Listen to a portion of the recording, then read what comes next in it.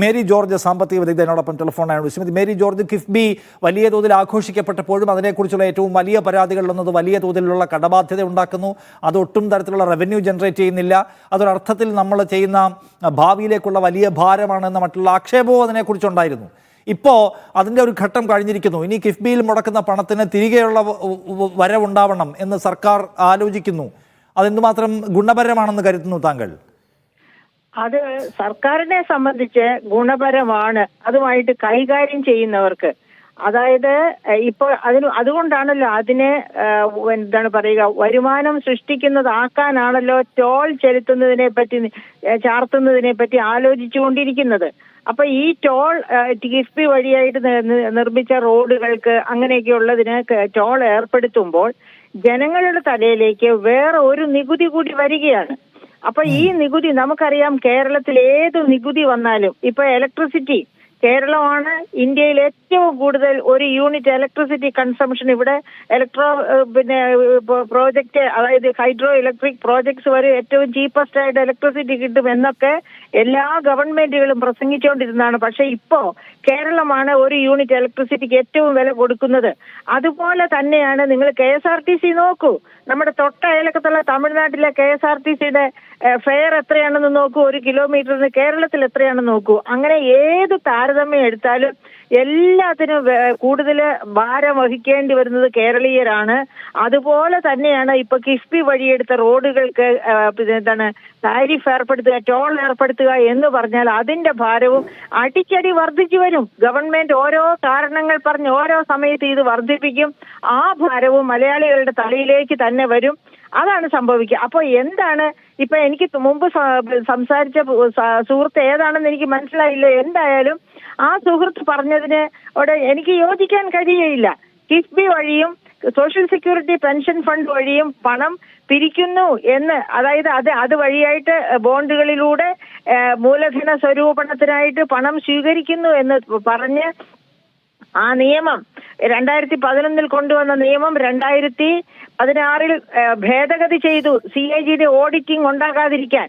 അങ്ങനെ ഭേദഗതി ചെയ്തു കൊണ്ടുവന്ന സമയത്ത് തന്നെ CAG പറഞ്ഞിരുന്നു, CAG ഒരു കോൺസ്റ്റിറ്റ്യൂഷണൽ ബോഡിയാണ്, കേന്ദ്ര ഗവൺമെന്റിനെയോ സംസ്ഥാന ഗവൺമെന്റിനെയോ പ്രീണിപ്പിക്കാനുള്ള ഒരു ബോഡിയല്ല. ഈ രണ്ട് സംസ്ഥാന ഗവൺമെന്റും കേന്ദ്ര ഗവൺമെന്റും കാണിക്കുന്ന കണക്കുകൾ നോക്കി അതിൽ തിരുത്തലുകൾ ഉണ്ടെങ്കിൽ ആ തിരുത്തലുകൾ വരുത്തി കാണിക്കുന്ന ബോഡിയാണ്.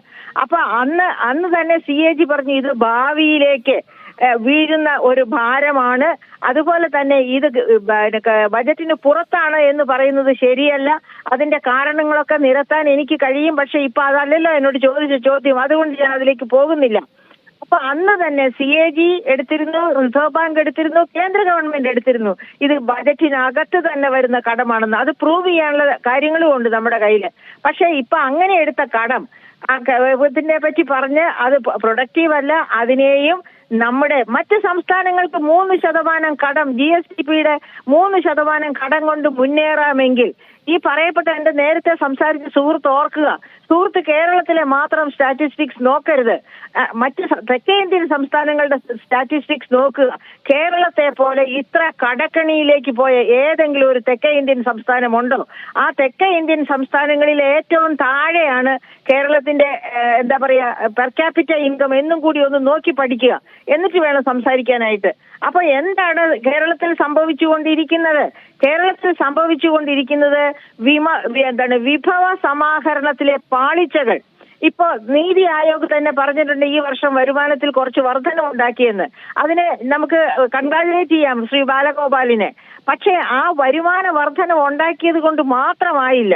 വരുമാന വർധന ഇനിയും ഒരുപാട് ഉണ്ടാക്കാനുണ്ട്, ഒരുപാട് ചോർച്ചകളുണ്ട്. അതൊക്കെ എനിക്ക് പോയിന്റ് ഔട്ട് ചെയ്യാൻ പറ്റും, സമയമില്ല ഇപ്പൊ, അതുകൊണ്ട് ചെയ്യുന്നില്ല. പക്ഷേ വരുമാനം ഉണ്ടാക്കുന്ന വരുമാനം തന്നെ എവിടെ പോകുന്നു? വകമാറ്റി ചെലവഴിക്കുന്നു. അതാണ് CAG പറഞ്ഞിരിക്കുന്നത്. അങ്ങനെ ആവശ്യമില്ലാത്ത കാര്യങ്ങളിലേക്ക്, അതായത് ഇപ്പൊ തന്നെ നിങ്ങൾ അടുത്ത 3-ാം ഊഴം പിന്നെ പിണറായി വിജയന് കിട്ടാൻ വേണ്ടി PRD വർക്കിന് വേണ്ടി പുതിയ എത്ര ഏജൻസികളെ സ്ഥാപിച്ച് ഉണ്ടാക്കിയിരിക്കുന്നത് നോക്കുക. അവർക്ക് വേണ്ടി എത്ര കോടി ചെലവഴിച്ചിരിക്കുന്നു. ഇനി എത്ര കോടി ചെലവഴിച്ചാലാണ് ഈ മിനുക്കലൊക്കെ നടക്കുക? ഇതിനൊക്കെ ജനങ്ങളുടെ നികുതി പണമാണ് ഉപയോഗിക്കുന്നത് എന്ന ഒരു കേരള സംസ്ഥാനം വലിയ തോതിലുള്ള സാമ്പത്തിക പ്രയാസം അനുഭവിക്കുന്നതിന്റെ കാരണം പിണറായി വിജയൻ സർക്കാർ അവരുടെ പബ്ലിസിറ്റിക്ക് വേണ്ടി മുടക്കുന്ന പണമാണ് എന്നാണോ അങ്ങ് സീരിയസ് ആയി പറയുന്നത്? അന്ന് അത് മാത്രമല്ല, അതുപോലെ നിരവധി കാരണങ്ങൾ എനിക്കതൊക്കെ നിരത്താൻ പറ്റും. പക്ഷെ അതിന് യോജിച്ച സമയമല്ലാത്ത അത് വളരെ പ്രധാനപ്പെട്ടതാണ്. അതായത് എന്തായാലും ഇത് കിഫ്ബി വലിയ ഭാരമാകുമെന്ന് നേരത്തെ തന്നെ പ്രവചിക്കപ്പെട്ടിരുന്നു. ആ ഭാരത്തിലേക്ക് എത്തുമ്പോൾ സർക്കാർ ഒരു സ്റ്റെപ്പ് എടുക്കാൻ നിർബന്ധമാവുകയാണ്. Thank you Shrimati Mary George.